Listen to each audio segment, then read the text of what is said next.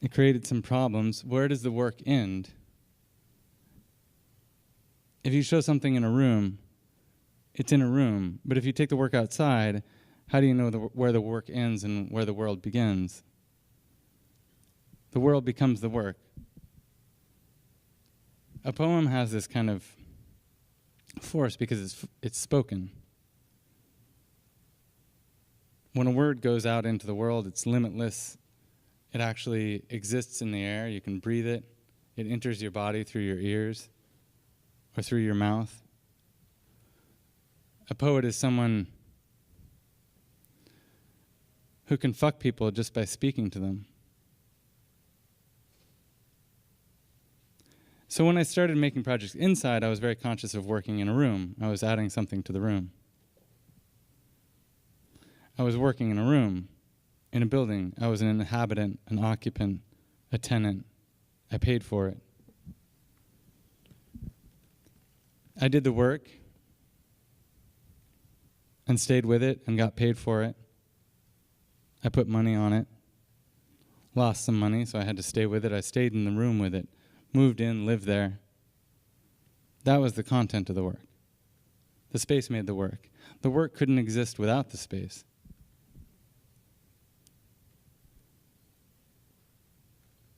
With these projects, I was taking advantage of a technical aspect of the building, this crane. And it's a way of addressing the space in a straightforward way that it can understand. It's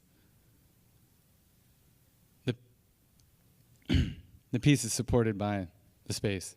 The piece is supported by the crane.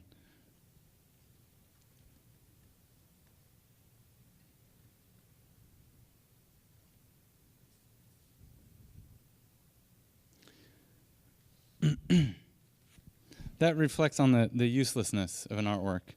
Its unreality, but also its fragility. An artwork is a thing that can't stand on its own. A weak thing, a fragile thing. The work is inseparable from the space. The object needs a room, but now the room needs an object. The object needs a room, but now the room needs an object.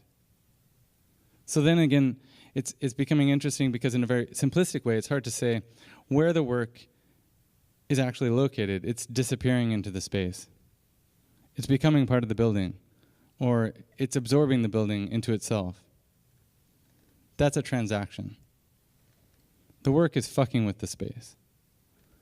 The work isn't subservient to the space. The work is equal to the space. The work is fucking the space.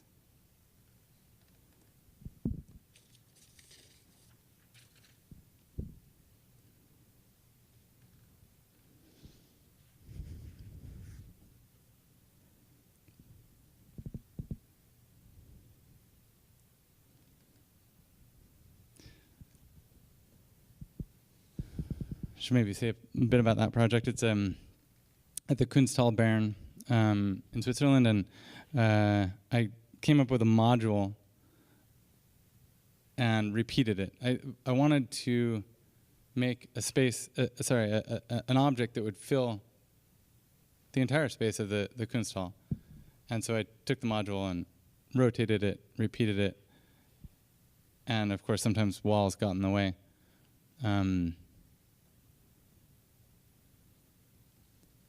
And there's really it's hard, really impossible to separate the work from the space. I actually think a lot of those classical sculpture problems are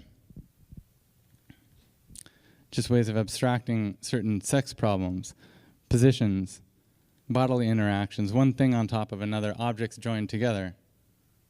This is a diagram of that problem. If you think about the classical sculpture problem, which is that an object needs a pedestal,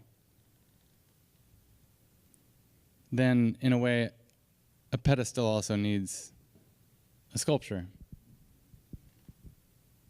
I was rebuilding my kitchen and installing an induction stovetop, and I just got fascinated with this object that needs a direct magnetic relationship to, I mean, the stovetop needs it needs a pan to work. So it has this magnetic attraction to an object. To put it another way, a museum needs an artist. A museum needs a friend.